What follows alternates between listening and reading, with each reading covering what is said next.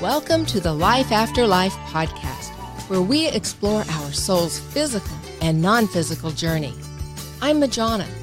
Let's discuss angels, guides, and loved ones from the other side. Hey-oh, we're back! You caught on to that from last couple of weeks ago. That was a couple of decades ago. I just always love that. What fun. And that's what this podcast is. Fun, I hope. Fun, educational, entertaining. Did I mention fun? Because growth should be fun. It doesn't have to be work. And our angels and our guides are always there to help us have fun. So today we're going to talk about spirit animals. This is such a fun topic. I did on my astrology podcast, I've got a good coyote. Let's hear I didn't have a sound effect, so I had to make one up. Let's hear Ow! it. Ow, ow, ow! Hey, that's pretty good. Not bad. Let's hear it for Thomas. Woohoo! You do have an applause on there, though. You could applaud yourself. It's in there. It's in the box. Never mind. So spirit animals, I think this is so much fun. And quite honestly, I had no idea what those were. I had never even heard of them until my children started seeing theirs. And then I'm like, okay, what is this? So I think there's two ways that spirit animals can show up. And sometimes they're called your totem or your totem animals.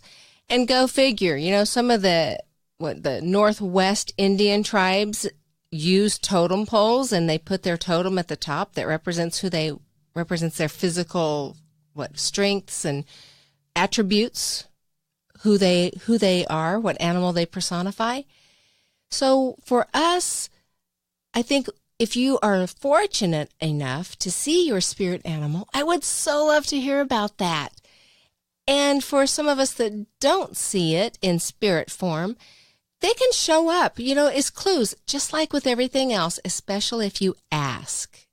I would like to see what my spirit animal is. I really want to have a really great relationship, a conscious connection. So again, just asking for it. And what happens then is you might just start seeing either, if it's something that is an animal around where you live, like maybe a butterfly or a bird or, I don't know, crocodiles, alligators, whatever. If you're lucky enough to live around elephants, maybe an elephant will start showing up. But they just may start appearing. And if you don't live where a real animal could show up for you, you may just images start showing up. You might dream about them. You might see, I love it when this happens. There's actually a picture of something, but in your mind, it's something different. Like a dog, like maybe a mastiff, right? Those are big dogs. But as you scan across, what you see is a lion, because a lion is your spirit animal. So it may not be an actual picture of your animal, but you're perceiving it that way. And then again, just the actual pictures can show up for you. So just be aware of that and kind of tuned into that.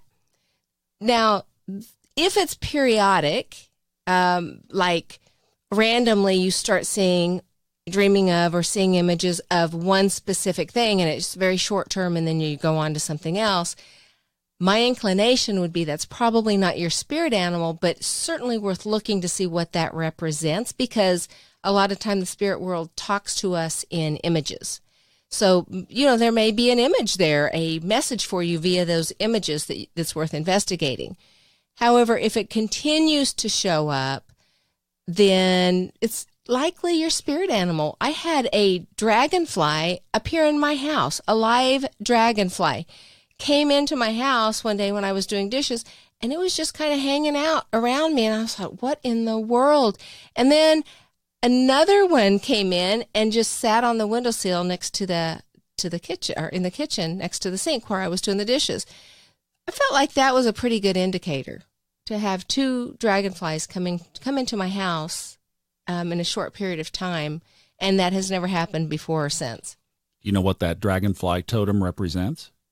Well, if you Google it, which we did just to verify, it often means transformation. There's wisdom that comes along with that and adaptability. So, hey, I'll take it. Was that going on in your life at that time? I don't remember. And often, because I come from Native American heritage, I often think of that as well. And dragonflies are messengers, as are eagles, between spirit and between the two worlds. So they can carry messages back and forth. So that's, I always think of, so I thought of my mom.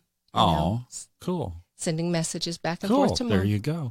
So, so Thomas and I have an example that was pretty cool, too, where this wasn't really a totem animal for us, but it showed up and the representation fit really pretty cool with the event. Yeah, not claiming this as any kind of spirit animal at all.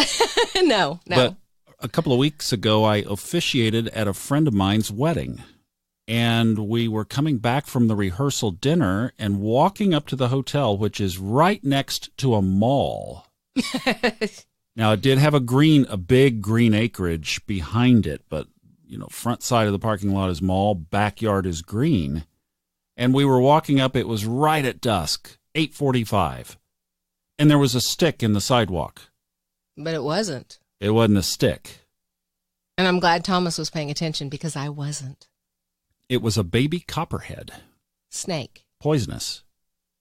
So we looked up the totem. Now, snakes in general predominate the category, copperhead in particular. But the snake can be a powerful source of life. And, of course, this couple, and the guy was a really great friend of mine, they were starting their life together. It can also represent healing, transformation, life changes. That was what was going on for sure. And it was an especially cool moment for me to be officiating at the wedding. It was the first time I've ever done that.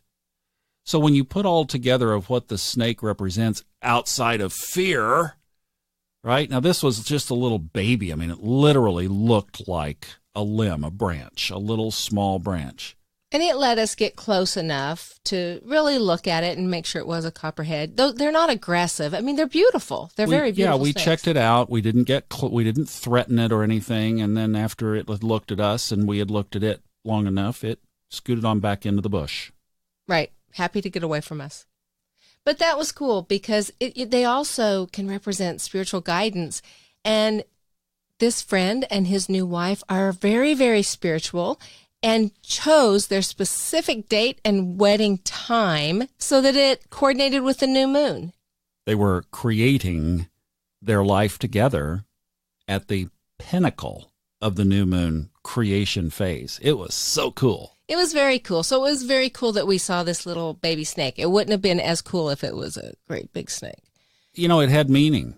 That was the thing, is when you're alert and attuned to these things. That was the first thing we did, is went back up and looked at what the snake meant. Very cool. It was neat because it wasn't, don't go to fear in that thing. There was never a threat, right? Right, not at all. So it was a message. Yes, exactly. And we can also have animals that stay with us, or, our spirit animals, and they show up, whether we see them or, in real life or visually in the spirit world. So I want to share with you 2 quick stories about 2 of my kids that have seen their spirit animals when they were younger. My eldest would see, she always called it her dog, and it would be with her all the time. It would run beside us while we were driving down the highway. When she was in class, it was there with her. And if somebody got on her, like a teacher got on her because she was doing something she shouldn't have been doing, her comment was, "My dog did not like that," because apparently nobody was supposed to reprimand her. She eventually saw a picture of a wolf, and what we realized was her dog was actually a wolf. And that was just, she loved it so much, and it was such an active part of her life that when she got older and got an email address, she used Tala, which is one of the Native American words for wolf, as her email address. And she no longer uses that. So then when my son got older, or about the same age, he would see something out of the corner of his eye, and it was always terrifying, but not as terrifying as it was when he first saw it full on. And boy, after having to figure out what this was and Googling different images, what we finally landed on was like a North American crocodile. Those are terrifying animals to look at. And he had finally seen it following him, and he saw this long tail swishing and was really afraid to be in a room by himself. Once we identified it and explained to him, I explained, well, it's your spirit animal. How cool is that? If it scared you like that and he's your best friend and protector, imagine how safe you are.